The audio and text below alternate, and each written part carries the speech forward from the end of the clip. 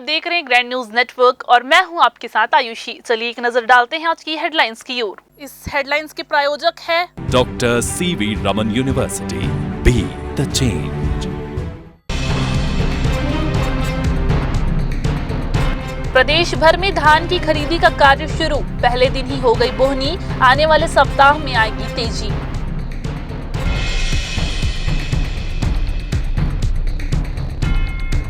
नई गाइडलाइंस का आधार सेवा केंद्र संचालकों ने किया विरोध, 3 दिनों तक काम बंद कर करेंगे हड़ताल।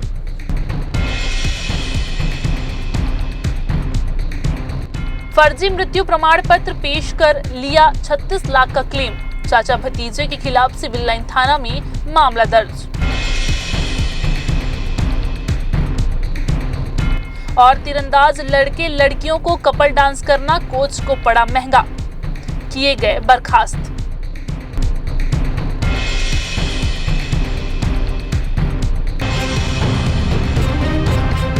तो ये थी आज की हेडलाइन। चलिए रुक करते हैं आज की तमाम खबरों की ओर। छत्तीसगढ़ शासन के द्वारा 14 नवंबर से 31 जनवरी तक प्रदेश में धान खरीदी शुरू की गई है, जिसके तहत गुरुवार से प्रदेश भर में धान खरीदी का कार्य शुरू हो गया है। हालांकि पहले दिन शगुन टोकन के रूप में किसानों को प्रदान किया गया, जिसके बाद कुछ किसान धान केंद्रों में धान लेकर पहुंचे और अपने धन का विक्रय किया। इस साल बिलासपुर जिले की बात करें तो 1,37,000 किसान पंजीकृत है, जिसे 7 लाख मैट्रिक टन धान की खरीदी यहां की जाएगी। किसानों में भी धान बेचने को लेकर उत्साह देखने को मिल रहा है। हालांकि सोमवार से धान खरीदी का कार्य शुरू हो जाएगा। इसको लेकर समस्त व्यवस्थाओं को पूर्ण कर लिया गया है। तो वहीं जो समिति प्रबंधक हड़ताल में थे, वो भी सरकार के आश्वासन के बाद वापस लौट आए हैं। ये जो धान आप मेरे हाथों में देख रहे हैं, ये किसानों के मेहनत का प्रतिफल है और सरकार जब इस धान को खरीदती है तो किसानों के चेहरों में वो खुशी देखी जाती है। आज से छत्तीसगढ़ में धान खरीदी की शुरुआत हुई है, जो 31 जनवरी तक चलेगी। आज यहाँ धान किसान बेचने आए हैं और शगुन के रूप में अभी टोकन काटा गया है। इस वक्त हम धान संग्रहण केंद्र में मौजूद है। आप इन धानों को देख सकते हैं। इसी बोरी में धान भरकर किसान यहाँ पहुँचे हैं और अब किसान सरकार को अपना धान यहाँ बेचेंगे और अपने मेहनत का प्रतिफल लेंगे।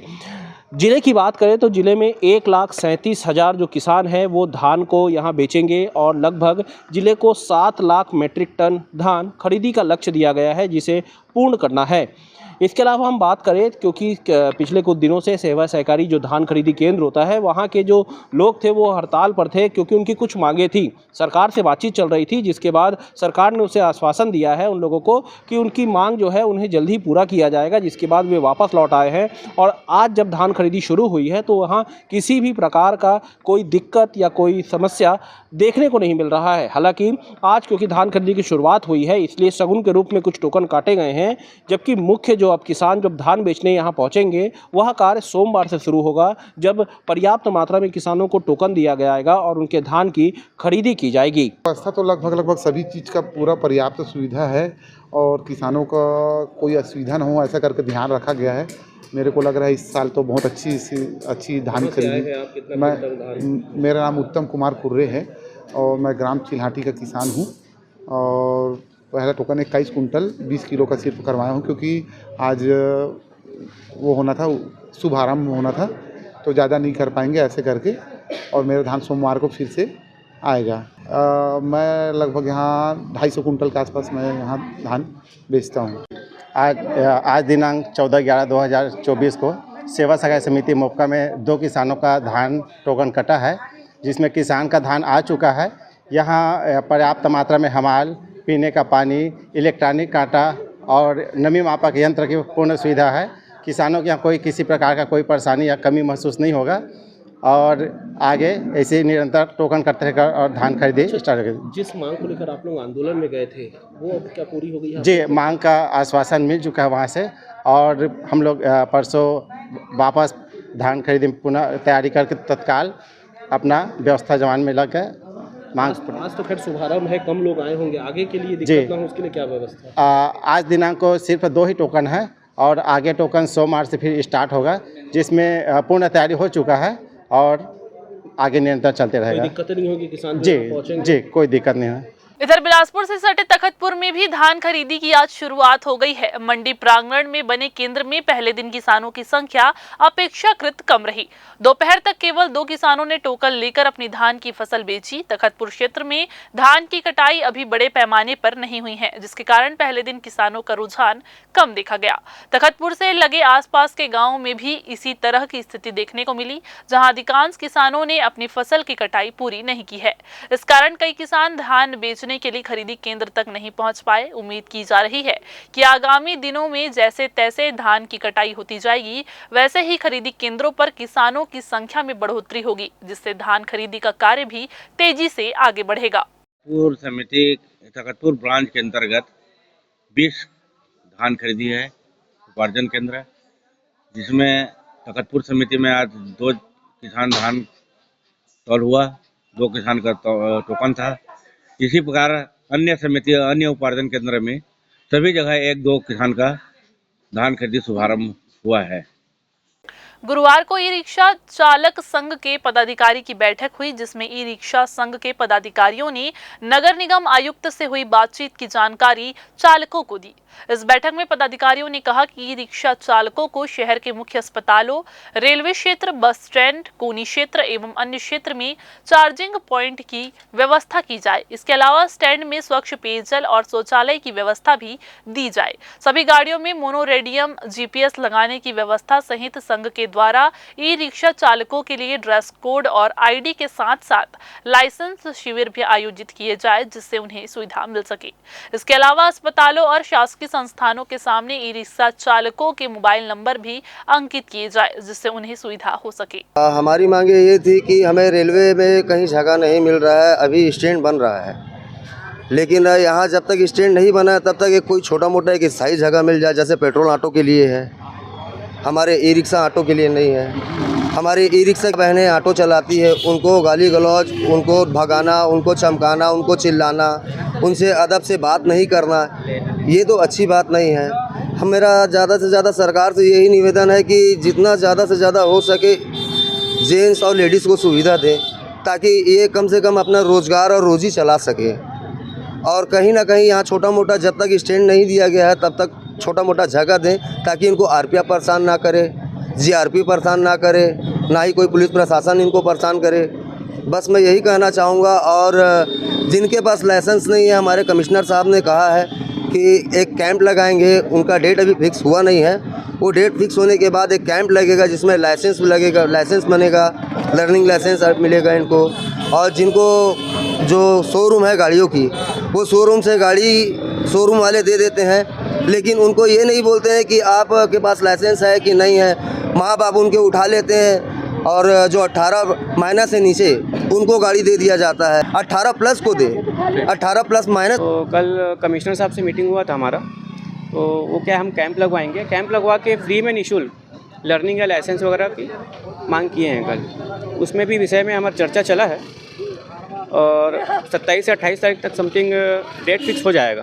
तो उसमें हम कैंप लगवा देंगे इंस्टीट्यूट में। और बाकी जो ई रिक्शा वाले हैं, ये ड्रेस इनके पास है नहीं है, क्योंकि कभी भी मतलब इनके साथ वारदात हो सकता है, कोई भी घटना होती है, इनके पास कोई वजूद ही नहीं है। तो इसमें इनको क्या ड्रेस दिया जाएगा, आई कार्ड वगैरह दिया जाएगा इसमें। तो इसी विषय में भी कमिश्नर साहब से हमारी बात हुआ है। तो इसी चीज़ के विषय में जो अभी प्रेस मीटिंग बुलाया गया है, यही मांग है कि सबसे पहले कि स्टेशन में हमको एक स्टैंड दिया जाए, और फिर ड्रेस दिया जाएगा, ड्रेस रहेगा, यूनिफॉर्म रहेगा, पता चलेगा कि ई रिक्शा चलाता है, इसके पास पूरा ID है, कंप्लीट है, लाइसेंस वगैरह है, और जो भी गाड़ी का कागजात सब कंप्लीट है। इसलिए हम सरकार से अनुरोध करते हैं कि हमारी मांगों को पूरा करें। गुरुवार को सिम्स में उस समय हड़कंप मच गया जब एक एम्बुलेंस के माध्यम से कोरोना मरीज को सिम्स अस्पताल लाया गया। यहां बड़ी संख्या में चिकित्सक, स्टाफ, नर्स और PPE किट पहने चिकित्सकों को देखकर सिम्स पहुंचे मरीज भी चौंक गए। हालांकि बाद में पता चला कि कोरोना को लेकर मॉक ड्रिल किया जा रहा है, तब जाकर सभी ने राहत की सांस ली। एक बार फिर से सिम्स में लंबे समय के बाद सिम्स प्रबंधन कोरोना से निपटने कितना तैयार है, व्यवस्थाओं का जायजा लेने के उद्देश्य से सिम्स में मॉक ड्रिल ड्रिल किया गया। इस दौरान सिम्स के अधीक्षक डॉक्टर लाखन सिंह सहित चिकित्सक, स्टाफ, नर्स, वार्ड बॉय बड़ी संख्या में मौजूद रहे। अधीक्षक डॉक्टर लखन सिंह ने मीडिया को जानकारी देते हुए बताया कि कोरोना हो या स्वाइन फ्लू हो या फिर अन्य महामारी, उन तमाम महामारियों से निपटने के लिए सिम्स कितना तैयार है, उसे मापने के उद्देश्य से ही ये मॉक ड्रिल किया गया है। अधीक्षक ने जानकारी देते हुए ये भी बताया कि वर्तमान में सिम्स हॉस्पिटल में कोरोना, स्वाइन फ्लू जैसे महामारियों से निपटने के लिए तमाम तरह के साधन, संसाधन, अतिरिक्त वार्ड और चिकित्सा विशेषज्ञ उपलब्ध हैं। सिम्स के चिकित्सक, स्टाफ, नर्स, कर्मचारी कितने एक्टिव है, उनके एक्टिविटी को परखने के लिए भी इस तरह का मॉक ड्रिल किया जाता है। भविष्य में आगजनी जैसे मामलों पर भी मॉक ड्रिल कर सिम्स के चिकित्सक, स्टाफ, नर्स और कर्मचारियों की एक्टिविटी परखी जाएगी। लोगों ने एक जैसे मॉक ड्रिल किया है, जैसे कि अपन सबको पता है कि पहले कोरोना का किस तरह से मरीज आते थे। आज भी हम इसका उद्देश्य आज मॉक ड्रिल का एक ही है कि आज भी हम सतर्क हैं, अपने स्टाफ को आज भी अलर्ट रख रहे हैं और हमारे पास वो व्यवस्थाएं है कि नहीं। हम बीच बीच में इसको हर माह इसको मॉक ड्रिल करके ये अपने आप को सेंसिटाइज करते हैं, अपने कर्मचारियों को भी सेंसिटाइज करते हैं और उसमें जो आवश्यक लगने वाले संसाधन है उसके लिए अपडेट रखते हैं। ये इसका उद्देश्य यही है कि हम मॉक ड्रिल इसीलिए हम लोग हर महीने करते हैं ताकि ऐसी विपरीत परिस्थितियों में ऐसी किसी तरह के यदि केसेस आते हैं तो हमारे पूरे कर्मचारी और हम लोग सब तैयार रहें। तो जैसे कि हमको जानकारी जैसी सूचना आ गई कि यहाँ पर एक कोरोना मरीज आ रहा है तो हम लोग उस जैसे एम्बुलेंस से आया तो उसके लिए जो हैंडलिंग जो कर्मचारी हैं उसको पहले से पीपी किट करके हमने तैयार किए और जो उसको डायरेक्ट टच करेंगे उसके लिए सैंपल लिया गया और सैंपल में के बाद यदि पॉजिटिव आता है तो उसको हम लोग कोविड वार्ड में भेजेंगे, यदि निगेटिव आता है तो उसको वहीं पर ट्रीटमेंट करेंगे। ये इसलिए हम लोग केवल अभी डायग्नोस्टिक तक हमने मॉक ड्रिल किया। कोरोना की सुगबुगाहट के साथ ही गुरुवार की दोपहर एक बार फिर से सिम्स में मॉक ड्रिल कर व्यवस्थाओं का जायजा लिया गया। इस दौरान एक एम्बुलेंस में पीड़ित मरीज को सिम्स लाया गया, जहां सक्रियता दिखाते हुए चिकित्सकों ने तत्काल परामर्श शुरू कर दिया। कैमरामैन राहुल के साथ पुरुषोत्तम दुबे की report, grand news, Bilaspur.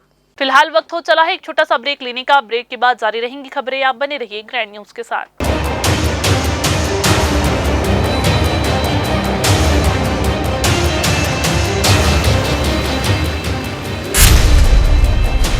Dr. C.V. Raman University offers high-quality education to students, particularly those from difficult geographical areas of central India. The flourishing 70-acre campus boasts of more than 120 state-of-the-art laboratories, smart classrooms, research centers, and a plethora of on-campus facilities that provide easy access. Dr. C.V. Raman University. Baloda बाजार वाले Rakesh jewellers विगत 20 वर्षों से आपके शहर एवं आसपास के अंचल में एक विश्वसनीय नाम, सोने एवं चांदी के आभूषणों के निर्माता एवं विक्रेता। बिलासपुर शहर में पहली बार राकेश ज्वेलर्स इस दिवाली से ग्राहकों के लिए लेकर आए हैं सोने एवं चांदी के सामानों में फ्री इंश्योरेंस की सुविधा, ताकि लूट एवं चोरी होने की स्थिति में नुकसान की भरपाई हो सके। सोने, चांदी एवं हीरे की आकर्षक ज्वेलरी, राशि रत्न, साथ ही 925 स्टर्लिंग सिल्वर की अच्छी वैरायटी भी उपलब्ध है। तो देर किस बात की, चले आइए राकेश ज्वेलर्स। हमारा पता करुणा चौक, सदर बाजार, बिलासपुर, छत्तीसगढ़। ब्रेक के बाद आप सभी का स्वागत है। छत्तीसगढ़ आधार सेवा समिति ने अपनी मांगों को लेकर 3 दिवसीय सांकेतिक हड़ताल का ऐलान किया है। ये हड़ताल 18 नवंबर से शुरू हो जाएगी। इस वजह से केंद्र और प्रदेश सरकार की योजनाओं का लाभ आम जनता को जिले में सभी आधार सेवा केंद्र में नहीं मिल पाएगा। दरअसल नई गाइडलाइंस का समिति विरोध कर रही है। ऑनलाइन कई कार्यों के लिए लोगों को आधार सेवा केंद्र जाना पड़ता है, लेकिन कुछ दिनों तक जिले के आधार सेवा केंद्र बंद रहेंगे, जिससे लोगों को समस्याओं का सामना करना पड़ेगा। बिलासपुर में आधार सेवा समिति के लोग कलेक्ट्रेट पहुंचे और संयुक्त कलेक्टर शिव कुमार बनर्जी से मिलकर कलेक्टर के माध्यम से सीईओ चिप्स के नाम भी ज्ञापन दिया है। ज्ञापन में बताया गया कि आधार ऑपरेटर चिप्स एजेंसी के अंतर्गत पिछले 7 सालों से लगातार आधार पंजीयन और अपडेशन का काम कर रहे हैं। समय समय पर शासन और UIDAI के दिए गए गाइडलाइंस के पक्का पालन भी कर रहे हैं। अब नई गाइडलाइंस के अनुसार सभी आधार केंद्रों को शासकीय परिसर में संचालित करना है। हम सभी आधार ऑपरेटर हैं। हमारी समस्याएं विभिन्न प्रकार की समस्याएं। किस तरह की समस्या? हमारी समस्या ये है कि हम लोग आधार बनाने का कार्य करते हैं, जो पब्लिक से रिलेटेड सर्विस का कार्य करते हैं। हमारी मांग यह है कि गवर्नमेंट ने एक इन हाउस पॉलिसी लाई गई है, जिसके तहत जो आधार बनाने की जो मशीन होती है, किट होती है, वो शासन फिर से रीपर्चेस करेगा, उसे दोबारा परचेस करेगा। तो हमारी मांग यह है कि जब सब चीज़ की सुविधा हमारे पास है तो दूसरी परचेस करने की मतलब क्या है। तो हमारी मांग यह है कि हमारी किट को ही इन हाउस मॉडल में सम्मिलित किया जाए और हमारे चॉइस सेंटर को, जो ऑलरेडी एक शासकीय परिसर घोषित है, उसको शासकीय परिसर घोषित किया जाए, जिसके लिए एक लोक सेवा अधिनियम भी शासन के द्वारा राज्यपाल में विधानसभा में पास किया हुआ है 2011 में। तो हमारी यही सब मांग है और अब ये मांग को देखते हुए अपन 3 दिन के लिए अपन हड़ताल पे जा रहे हैं सांस्कृतिक। 18, 19, 20 नवंबर को 3 दिन की हड़ताल रहेगी। शांतिपूर्वक अपने चॉइस सेंटर से बैठ के हड़ताल करने का निर्णय लिया गया है। हम लोग ने यहाँ कलेक्टर को ज्ञापन सौंपने के लिए आए हैं, इसी हड़ताल की सूचना देने के लिए आए हैं। हम सारे ऑपरेटर यहाँ एकत्रित होकर इस हड़ताल की सूचना देने के लिए ज्ञापन सौंप दिया गया है। इस तरह से शासकीय से रिलेटेड जितने भी कार्य रहेंगे पूरे तरह से प्रभावित हो जाएंगे, जैसे कि प्रधानमंत्री आवास योजना, प्रधानमंत्री जन आरोग्य योजना, आयुष्मान योजना, सारे कार्य जो रिलेटेड हैं, सारे आधार से रिलेटेड कार्य हैं। अभी रिसेंटली में अपार आईडी जो चल रहा है वो भी पूरी तरह से प्रभावित होगा। सारे कार्य आधार से जुड़े हुए हैं जो प्रभावित होंगे। गुरुवार को वर्ल्ड डायबिटीज डे के अवसर पर लोगों को डायबिटीज से बचाने के लिए जागरूकता अभियान चलाया गया। इस मौके पर जगह जगह शिविर के साथ साथ अन्य कार्यक्रम भी आयोजित हुए, जिसमें लोगों को डायबिटीज से बचने के उपाय बताए गए। इसी कड़ी में बिलासपुर प्रेस क्लब में भी वर्ल्ड डायबिटीज डे के मौके पर शिविर का आयोजन किया गया, जिसमें काफी संख्या में लोग पहुंचकर यहां उन्होंने डायबिटीज की जांच कराई और इससे बचने के उपाय भी परामर्श के रूप में लिए। पिछले कुछ समय में देखा जा रहा है कि प्रतिवर्ष डायबिटीज के मरीजों में लगातार वृद्धि हो रही है। इसकी वजह से इसका मुख्य वजह खान पान को माना जा रहा है। ऐसे में चिकित्सक भी सलाह दे रहे हैं कि संतुलित आहार के साथ साथ ज्यादा से ज्यादा व्यायाम करें, जिससे शरीर को स्वस्थ रखा जा सके और मधुमेह को पूरी तरह से भगाया जा सके। लोग चलते हैं तो ये ऐसा नहीं है। अगर आप डायबिटीज को कंट्रोल करेंगे तो हो सकता है आपको दवाई की जरूरत भी ना पड़े।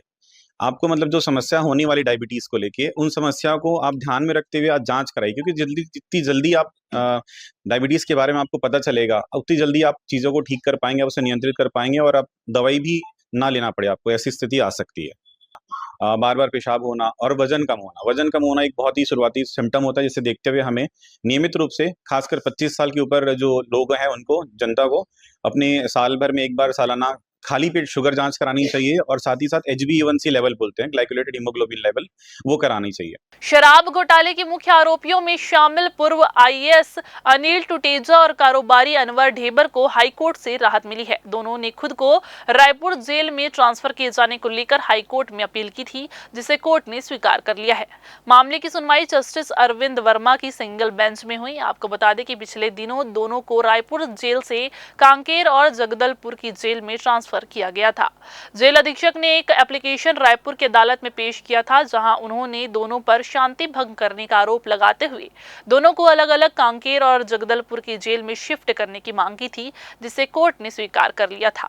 इस फैसले के खिलाफ दोनों ने हाईकोर्ट में अपील की। अपनी याचिका में दोनों ने कहा कि उनका केस रायपुर में चल रहा है, उनका वकील और परिवार यहाँ, ऐसे में कोर्ट का फैसला उनके लिए मुश्किल खड़ी कर रहा है। साथ ही ये भी बताया गया कि निचली अदालत में उन्हें सुनवाई का अवसर नहीं दिया गया था। सुनवाई के बाद कोर्ट ने दोनों की अपील स्वीकार करते हुए उन्हें तुरंत रायपुर जेल शिफ्ट करने का ऑर्डर प्रशासन को जारी कर दिया है। बिलासपुर रेलवे स्टेशन में उस वक्त अफरा तफरी का माहौल बन गया जब वहां के प्लेटफॉर्म में 8 फीट लंबा अजगर निकल गया। जी हां, आपको बता दें कि विशाल का अजगर को देख वहां मौजूद लोग दहशत में आ गए। रेल कर्मियों ने तत्काल लोगों को मौके से दूर हटाया और इसकी सूचना स्नैक रेस्क्यू टीम को दी, जिसके बाद कड़ी मशक्कत से टीम ने अजगर का रेस्क्यू किया, जिसके बाद बोरे में भरकर अजगर को स्टेशन से बाहर निकाला गया और जंगल में छोड़ा गया। फिर से वक्त हो चला है एक छोटा सा ब्रेक लेने का। ब्रेक के बाद जारी रहेंगी खबरें। आप बने रहिए ग्रैंड न्यूज के साथ।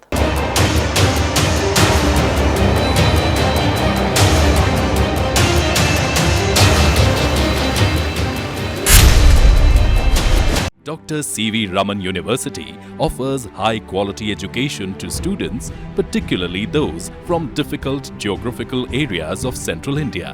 The flourishing 70-acre campus boasts of more than 120 state-of-the-art laboratories, smart classrooms, research centers, and a plethora of on-campus facilities that provide easy access. Dr. C.V. Raman University. Baloda बाजार वाले राकेश ज्वेलर्स विगत 20 वर्षों से आपके शहर एवं आसपास के अंचल में एक विश्वसनीय नाम, सोने एवं चांदी के आभूषणों के निर्माता एवं विक्रेता। बिलासपुर शहर में पहली बार राकेश ज्वेलर्स इस दिवाली से ग्राहकों के लिए लेकर आए हैं सोने एवं चांदी के सामानों में फ्री इंश्योरेंस की सुविधा, ताकि लूट एवं चोरी होने की स्थिति में नुकसान की भरपाई हो सके। सोने चांदी एवं हीरे की आकर्षक ज्वेलरी, राशि रत्न, साथ ही 925 स्टर्लिंग सिल्वर की अच्छी वैरायटी भी उपलब्ध है। तो देर किस बात की, चले आइए राकेश ज्वेलर्स। हमारा पता करुणा चौक, सदर बाजार, बिलासपुर, छत्तीसगढ़। ब्रेक के बाद आप सभी का एक बार फिर से स्वागत है। बिलासपुर में रहने वाले व्यक्ति ने अपने भाई और चाचा के साथ मिलकर फर्जी मृत्यु प्रमाण पत्र बनवाकर लाखों रुपए का चूना बीमा कंपनी को लगाया है। जी हां, ये पूरा मामला सिविल लाइन थाना क्षेत्र का है, जहां कस्तूरबा नगर के रहने वाले ओम प्रकाश पांडे ने 3 साल पहले LIC से 3 बीमा की पॉलिसीज ली थी और तीनों पॉलिसीज में अपने भाई रमेश पांडे को नॉमिनी बनाया हुआ था। 3 साल बीतने के बाद ओम प्रकाश पांडे के भाई रमेश ने बीमा कंपनी में पहली पॉलिसी का क्लेम किया और कंपनी को अपने भाई ओम प्रकाश की फर्जी मृत्यु प्रमाण पत्र दिया और बीमा कंपनी ने क्लेम के पैसे 36 लाख रुपए नॉमिनी रमेश पांडे के खाते में डाल दिए। जब दूसरी बार 51 लाख के लिए क्लेम करने रमेश पहुंचा, तब बीमा कंपनी को कुछ संदेह हुआ और बीमा कंपनी ने इस मृत्यु के बारे में जांच कराई, जहां जांच के दौरान ये पता चला कि ओम प्रकाश जीवित है और ओम प्रकाश के भाई ने झूठा मृत्यु प्रमाण पत्र दिखाकर क्लेम करके रकम ले लिया है, जिसकी शिकायत बीमा कंपनी के मैनेजर ने की है। इसके बाद सिविल लाइन पुलिस ने मामले की जांच शुरू की और इस पूरे खेल के मास्टरमाइंड ओम प्रकाश के चाचा विजय पांडे का होना पता चला, जिसके बाद पुलिस ने तीनों आरोपियों को हिरासत में लेकर आगे की कार्यवाही कर रही है। सिविल लाइन थाना में LIC के प्रबंधक के द्वारा शिकायत दी गई, जिसमें उन्होंने शिकायत में इस बात का उल्लेख किया कि बीमित व्यक्ति ओम प्रकाश पांडे, जिसके मृतक होने का दावा कर लगभग 36 लाख रुपए की रकम निकाली गई है। इस पर थाने में जांच प्रारंभ की गई।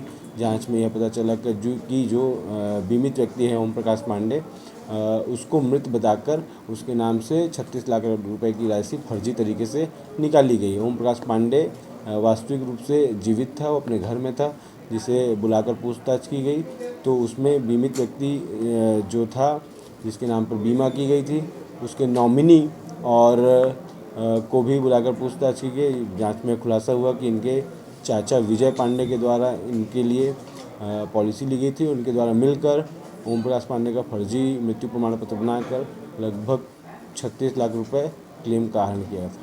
गौरेला पेंड्रा मरवाही जिले की पुलिस अधीक्षक भावना गुप्ता ने पिछले दिनों क्राइम मीटिंग के दौरान अवैधानिक गतिविधियों में लिप्त व्यक्तियों को चिन्हांकित कर कार्यवाही करने एवं बदमाशों की गतिविधियों पर नजर रखने को कहा था।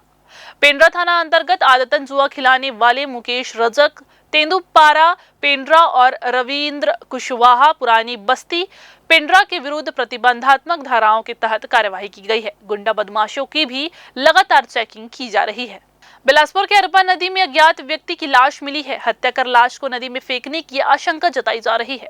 आपको बता दें कि गुरुवार सुबह अरपा नदी में अज्ञात लाश मिलने से क्षेत्र में सनसनी फैल गई।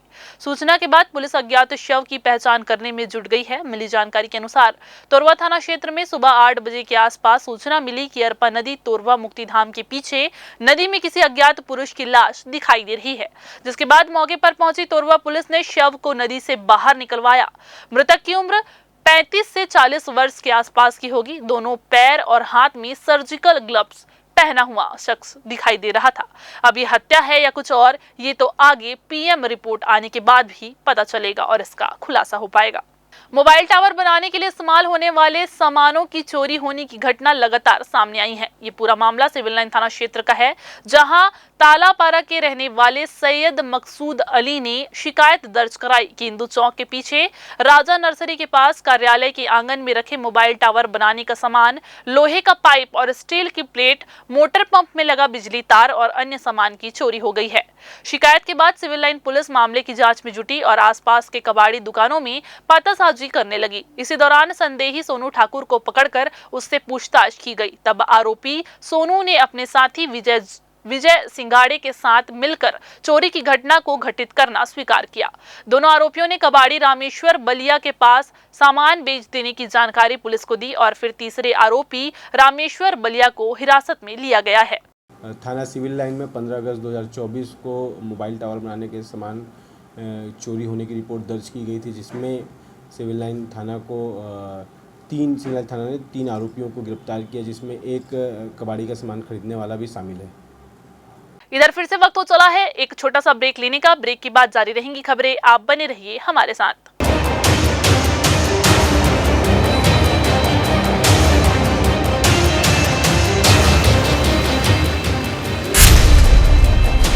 Dr. C.V. Raman University offers high-quality education to students, particularly those from difficult geographical areas of Central India. The flourishing 70-acre campus boasts of more than 120 state-of-the-art laboratories, smart classrooms, research centers, and a plethora of on-campus facilities that provide easy access. Dr. C.V. Raman University. Baloda बाजार वाले Rakesh jewellers विगत 20 वर्षों से आपके शहर एवं आसपास के अंचल में एक विश्वसनीय नाम, सोने एवं चांदी के आभूषणों के निर्माता एवं विक्रेता। बिलासपुर शहर में पहली बार राकेश ज्वेलर्स इस दिवाली से ग्राहकों के लिए लेकर आए हैं सोने एवं चांदी के सामानों में फ्री इंश्योरेंस की सुविधा, ताकि लूट एवं चोरी होने की स्थिति में नुकसान की भरपाई हो सके। सोने चांदी एवं हीरे की आकर्षक ज्वेलरी, राशि रत्न, साथ ही 925 स्टर्लिंग सिल्वर की अच्छी वैरायटी भी उपलब्ध है। तो देर किस बात की, चले आइए राकेश ज्वेलर्स।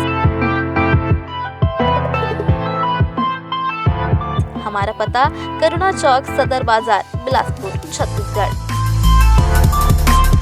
ब्रेक के बाद आप सभी का एक बार फिर से स्वागत है।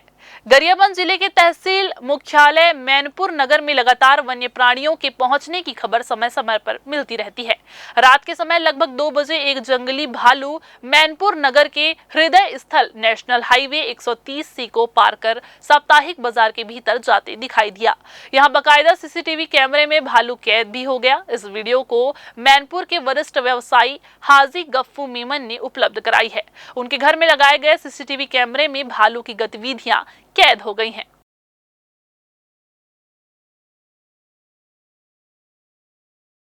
बिलासपुर के Khelo India state centre of excellence Bahatrai stadium में बने आर्चरी मैदान में प्रदेश भर के खिलाड़ी तीरंदाजी खेल का प्रशिक्षण ले रहे हैं।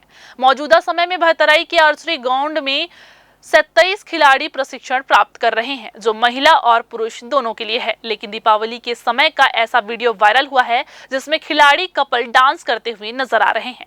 दरअसल स्कूल शिक्षा विभाग के द्वारा 27 अक्टूबर से 3 नवंबर तक अवकाश घोषित किया गया था, लिहाजा खेल विभाग के द्वारा भी खिलाड़ियों को अवकाश दिया गया। लेकिन आर्चरी के खिलाड़ी का 24 नवंबर से राष्ट्रीय स्तर प्रतियोगिता होना है, जिसकी प्रैक्टिस के नाम पर ये खिलाड़ी दिवाली में घर नहीं गए, लेकिन इन्होंने ग्राउंड में ही लक्ष्मी पूजन किया, जिसकी अनुमति इन्होंने खेल विभाग के बिलासपुर के खेल संचालक से नहीं ली। तो वहीं ये बात भी सामने आ रही है कि इस पूजन के बाद खिलाड़ियों के द्वारा कपल डांस भी यहाँ पर किया गया है। सर, पहली बात तो ये है कि हम लोगों ने जो डांस वगैरह जो भी आरोप लगाया हम लोग के ऊपर, वो सब गलत है। पहली बात तो कपल डांस है ही नहीं, सब भाई बहन जैसे हैं, हम लोग एक फैमिली जैसे हैं।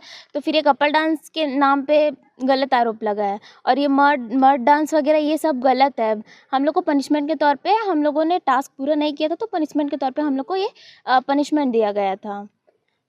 टास्क कैसा टास्क दिया गया था? हम लोग को एक टास्क दिया गया था, तो कि हम लोग कंप्लीट नहीं किए थे शूटिंग के तौर पे, जो हम लोग प्रैक्टिस करते हैं उस पर, तो फिर बस उसी का पनिशमेंट था और कुछ नहीं। कितने दिए? जो सारा ये हुआ है, ये हमारा दिवाली छुट्टी ना जाते हुए हमने एक परफॉर्मेंस दिया था यहाँ पे, हमने पूजा पाठ रखा था इस ग्राउंड पे, और इस बात को गलत तरीके से प्रेजेंट करके हमारे कोच के खिलाफ ये गलत धारणाएं लग रही हैं और गलत आरोप लग रहा है। इसके तहत हमारे कोच को निलंबित कर दिया गया है। बट सर ये हुआ नहीं था, हमारा इसका पूरा फुटेज है, हमारे पास सब चीज़, पूजे का फुटेज है, सब चीज़ का फुटेज है। हमारे यहाँ सब भाई बहन जैसे हैं, हम सारा फेस्टिवल सेलिब्रेट करते हैं। हमारे यहाँ कुछ सगे भाई बहन भी है जिन्होंने डांस किया था, वो सारी क्लिप्स हमारे पास हैं। ऐसा कोई गलत काम नहीं था, हमने कल्चरल सेलिब्रेट किया था। तो इसके तहत हम ये मानते हैं कि ये कोई गलत काम नहीं था और कोच को निलंबित गलत वे में किया गया है। जैसे कोई गेस्ट आता है तो हम परफॉर्म करते हैं, वैसे हमने एक परफॉर्मेंस दिया था उनको, वेलकम दिया था, और बस उसी डांस को लेके यहाँ पे इतना बड़ा विवाद छिड़ा हुआ है। अब आप क्या चाहते हैं? हम ये चाहते हैं कि हमारी जो कोच साहब हैं जिनकी कार्यकाल ख़त्म कर दिया गया है, वो वापस आए, हमारे साथ काम करें। हमारा 10 दिन के बाद स्टेट ट्रायल्स है सीनियर का। अब इस समय में हमारे कोच हमसे हटा दिए गए हैं, तो ये हमारे मेंटली बहुत हमको डिस्टर्ब कर रहा है ये चीज़। और बाकी समस्या भी हैं, जैसे कि स्टेडियम की समस्या है, ग्राउंड की समस्या है, ये तो लगातार रहती है। इक्विपमेंट की समस्या है, ये हम ऑफिस में कंटिन्यू बता ही रहे हैं, 1 साल से हो गया है। बट उसके बाद भी हमने 9 मेडल दिए नेशनल में पिछले साल, स्कूल गेम्स हो चाहे नेशनल गेम्स हो, सारे मेडल दिए हमने। कबड्डी के यानी आर्चरी के जो बालक बालिकाएं हैं, जैसे इनसे मैंने ग्राउंड पे स्वयं जा करके उनसे पूछा भी था, और कोच साहब भी थे, सभी थे, और बात किए थे। तो बोले बच्चे हम लोग दिवाली है, दिवाली के तुम्हारे पेरेंट्स का फ़ोन आ रहा है, जाओगे क्या? तो अब बच्चे कहते हैं कि नहीं जाएंगे। लेकिन चूँकि वहाँ सामूहिक रूप से थे, हो सकता है जैसे या तो मेरे कोच साहब भी सामने थे, उनकी पहले बात हुई थी, होगी, हो सकता है, ठीक है। उसके बाद भी चूँकि 31 तारीख रात को छुट्टियाँ थी, तो हम भी अपने घर में थे। और उस दिन बाद में हमको पता चला घटना 31 तारीख की 3-4 दिन बाद कि उनका फ़ोटो वायरल हुआ है। उस दिन शायद नाच गान हुआ, कपल डांस प्लस और भी तरीक़ा से डांस हुई है। क्योंकि इसमें बच्चे अभी टीनेज के रहते हैं, छोटे बच्चे हैं, और मैं समझता कि जैसे या तो जैसे अभी जो हुआ है, और उनको इस तरीक़ा से अगर गार्जियन को साबित थे, तो सामने अगर ऐसा कुछ था तो प्रोग्राम ऐसा नहीं करना चाहिए था, ऐसा मैं महसूस करता हूँ। और चूँकि बढ़ते बच्चे हैं और कुछ भी घटना घटती, मैं खुद बोला कि बेटा मेरे को अगर मैं संस्था प्रमुख यहाँ पे हूँ तो मेरे को बताना चाहिए था। यदि चूँकि देखिए कोच साहब इसमें जो प्रोग्राम में स्वयं इन्वॉल्व होने के बाद भी अगर इस तरीके की कुछ लग रही है, तो उनको ऐसा प्रोग्राम में उनको बच्चों को मना करना था। या तो ठीक है, आपका जो डांस प्रोग्राम किए हो, डांस प्रोग्राम है तो बच्चे छोटे हैं, तो इस टाइप का तुमको ठीक है फ्रीली उनको करना था। तुम आप एक दूसरे को अच्छे बच्चे एक दूसरे कंधा डाल के कर रहा है, तो और भी तो जो कि मेरे समझ के हिसाब से जो हमारे जो संदेश उनको पेरेंट्स को देना चाहेंगे, वो मेरे को उचित नहीं लगा। और जो हमको ऊपर से हमको जानकारी पूछा गया, तो जो स्थिति थी, जो वीडियो हुआ है, वीडियो के तहत हमने उनको इन्फॉर्म किया। और वो तो चूँकि मेरे इन्फॉर्म करने के पहले ही हमारे डायरेक्टरेट को इस जानकारी मिल गई थी, और कार्रवाई जो हुआ है उसी के वीडियो को वायरल हुआ है, उसी को देखते हुए, क्योंकि यहाँ टीन एज के बच्चे हैं, और चूँकि और बिना परमिशन के सब संस्था प्रमुख के बिना परमिशन की सब सारी चीज़ें हुई, उस पर कार्रवाई हुई है। 14 नवंबर को देश भर में बाल दिवस के रूप में मनाने की परंपरा वर्षों से चली आ रही है। इसी कड़ी में गुरुवार को बाल दिवस के अवसर पर बच्चों के लिए स्कूलों में कार्यक्रम का आयोजन किया गया। यहां उनके लिए बाल मेले सहित मनोरंजन के विभिन्न कार्यक्रमों के माध्यम से उन्हें बाल दिवस के अवसर पर खेल और सांस्कृतिक गतिविधियों से जोड़ा गया। इसी कड़ी में प्राइमरी स्कूल के बच्चों के लिए बाल मेले का आयोजन किया गया, जिसमें बच्चों के द्वारा स्टॉल लगाए गए, तो वहीं उनके द्वारा सांस्कृतिक कार्यक्रमों की प्रस्तुति भी दी गई है।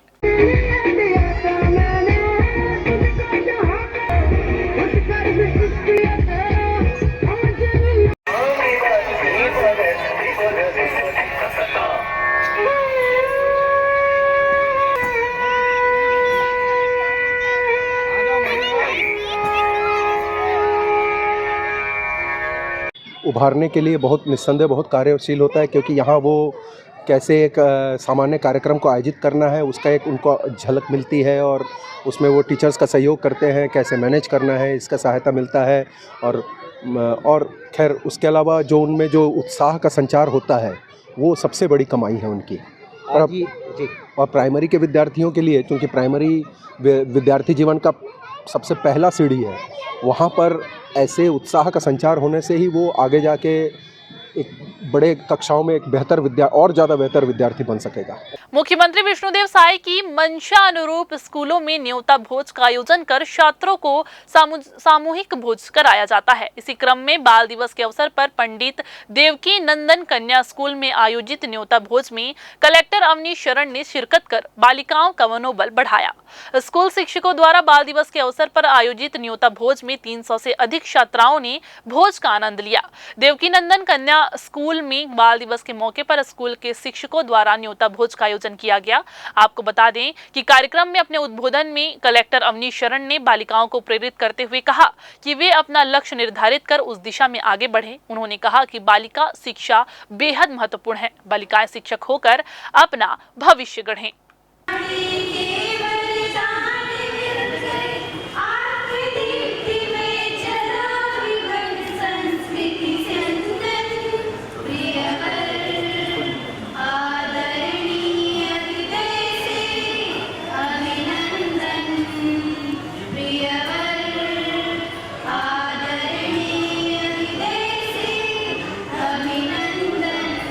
इधर घर के बाहर खड़ी बाइक में आग लगा देने का मामला सामने आया है। बताया जा रहा है कि मेहमंद के संत नगर के रहने वाले संतोष घृत लहरे की बाइक हीरो डिलक्स में किसी अज्ञात शख्स के द्वारा आग लगा दी गई। बाइक पूरी तरह से जलकर खाक हो गई है।